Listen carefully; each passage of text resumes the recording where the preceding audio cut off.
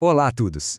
Bom, o que eu trago hoje para a apreciação de vocês é um plano estratégico para o futuro da região urbana do Anhanduizinho. Pensem nisso como um roteiro, ok? Algo prático, viável, focado no ciclo de 2026 a 2030. Uma proposta que construímos para apresentar aqui para vocês, conselheiro. Para a gente entender a dimensão desse plano, a gente precisa primeiro entender o que é o Anhanduizinho. Sabe, não estamos falando de um simples conjunto de bairros. A gente está falando do epicentro demográfico da capital. É, literalmente, uma cidade dentro da cidade. E é por isso que cada decisão tomada aqui reverbera por todo o município. E o fato é que essa cidade ela chegou num ponto de inflexão. O crescimento acelerado das últimas décadas foi ótimo, mas também deixou passivos, tanto ambientais quanto sociais, que, sinceramente, não dá mais para ignorar. Então, este plano não é só um plano. É uma intervenção crucial num momento que é, sem dúvida, decisivo. Vamos dar uma olhada no diagnóstico. Então, para a gente conseguir planejar o futuro, é fundamental entender o presente, né? Nossa primeira parada, então, é um diagnóstico que mostra um território de contrastes profundos. Um lugar cheio de vida, de vitalidade, mas que convive com uma série de crises que estão todas interligadas, uma alimentando a outra. A primeira crise, e talvez a que mais nos preocupa, acontece exatamente no ponto de encontro entre o espaço físico, a cidade e o bem-estar das pessoas. A maneira como a cidade é cuidada ou, em muitos casos, negligenciada, tem um impacto direto, fortíssimo, na saúde pública. E olhem só a especificidade desse dado, por favor. Os bairros América e Lajeado, bem no coração do Anhanduzinho, são focos históricos de leishmaniose. Isso não é uma coincidência, de jeito nenhum. Isso é um sintoma claro de um problema ambiental que é sistêmico. E é aqui que está o ponto-chave da nossa conversa. A resposta tradicional sempre foi reativa. A gente limpa o lixo, a gente trata quem ficou doente, mas a raiz do problema, a causa fundamental, é ambiental. São os terrenos baldios, é o descarte ilegal de lixo que cria um habitat perfeito para o vetor da doença. A solução, portanto, não pode ser só médica. Ela precisa ser, antes de tudo, urbanística.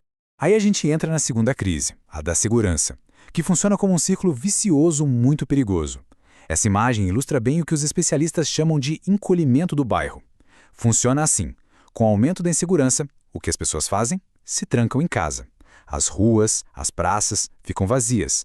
E essa falta de olhos na rua, essa ausência de gente, torna o ambiente ainda mais convidativo para a criminalidade, o que, por sua vez, gera mais medo e mais isolamento. E para fechar o diagnóstico, temos a crise de governança. Olha, esse número é alarmante, 56%. 56% das emendas dos vereadores à lei orçamentária são vetadas pelo Executivo. Isso não é só uma questão de frustração política, não. Na prática, isso significa dinheiro desperdiçado, significa oportunidades de melhoria para os bairros que simplesmente morrem na praia, seja por um detalhe técnico ou por falta de alinhamento estratégico. Bom, diante desse cenário, o que o plano propõe é uma virada de chave, uma mudança fundamental de paradigma. A ideia não é fazer mais do mesmo, de jeito nenhum. É adotar uma filosofia completamente nova para a gestão do território que se apoia em dois conceitos centrais. O primeiro pilar é o que a gente está chamando de urbanismo de prevenção.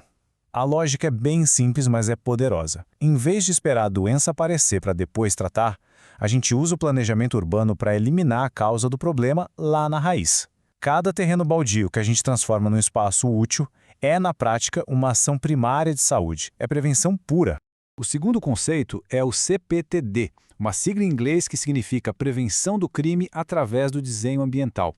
O que isso quer dizer? Que em vez de construir muros cada vez mais altos, a estratégia é projetar praças, parques e ruas que sejam tão convidativas que as famílias queiram estar ali, que elas ocupem esses espaços naturalmente.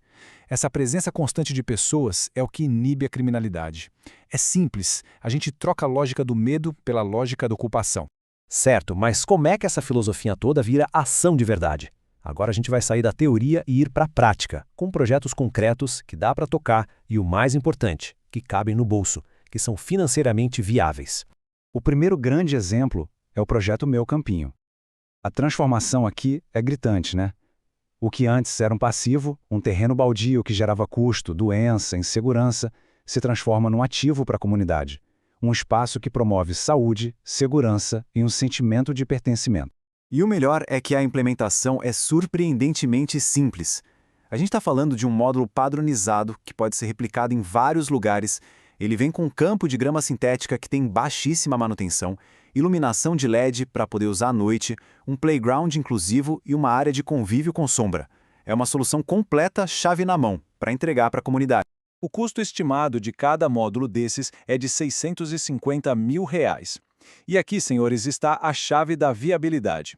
Esse valor, que pode parecer alto num primeiro momento, na verdade pode ser alcançado se a gente juntar as emendas de apenas 3 ou 4 vereadores. Isso faz com que um projeto de altíssimo impacto se torne totalmente realizável dentro da nossa realidade orçamentária. Um segundo exemplo muito forte é o projeto de hortas comunitárias. A premissa aqui é a mesma. A gente pega um problema crônico, aquelas faixas de servidão debaixo das linhas de alta tensão que vivem abandonadas, e transforma em cinturões verdes, produtivos e bem cuidados. E os benefícios disso criam um ciclo virtuoso. Primeiro, a gente resolve o problema sanitário, acabando com o habitat do vetor da leishmaniose. Segundo, a gente gera comida de qualidade e até renda para a comunidade. E terceiro, a presença constante das pessoas cuidando da horta cria uma vigilância natural, o que aumenta a segurança do local. É um projeto de baixo custo com retorno social gigantesco. Mas a gente sabe que a melhor das ideias não vale nada se não tiver como pagar por ela. Então, como a gente garante que esses projetos saiam do papel e principalmente não sejam vetados, isso nos leva à engenharia financeira por trás do plano. Uma estratégia que a gente chama de dinheiro inteligente, uma forma de financiamento à prova de veto. Vamos lá. Cada vereador tem por ano cerca de R$ 280 mil em emendas. A lei já diz que metade disso, 140 mil, tem que ir obrigatoriamente para a saúde. A outra metade é de aplicação livre. O grande segredo do nosso plano está em como usar essas duas fatias de forma inteligente, de forma estratégica e conjunta. Então, a escolha estratégica que se apresenta a cada um dos senhores é a seguinte. A opção A, que é o modelo tradicional, pulverizar o dinheiro em várias ações pequenas de baixo impacto, como um reparo pontual no asfalto aqui, uma placa ali, ou a opção B, que é a nossa proposta, juntar os recursos, consorciar a cota de aplicação livre para financiar um projeto que realmente transforma, como o Meu Campinho ou até um hub de inovação. E essa frase resume perfeitamente a vantagem, tanto política quanto social, dessa estratégia. É a diferença entre fazer um investimento que ninguém vê, que some em poucos meses, e criar um legado para a comunidade, um marco visível, permanente, que mostra a força da atuação parlamentar quando ela trabalha em conjunto. Para encerrar, vamos olhar para o futuro que esse plano pode construir, porque no fim das contas não se trata só de uma coleção de boas ideias. Estamos falando de uma visão com metas claras, com indicadores que podem e devem ser medidos ao longo do tempo.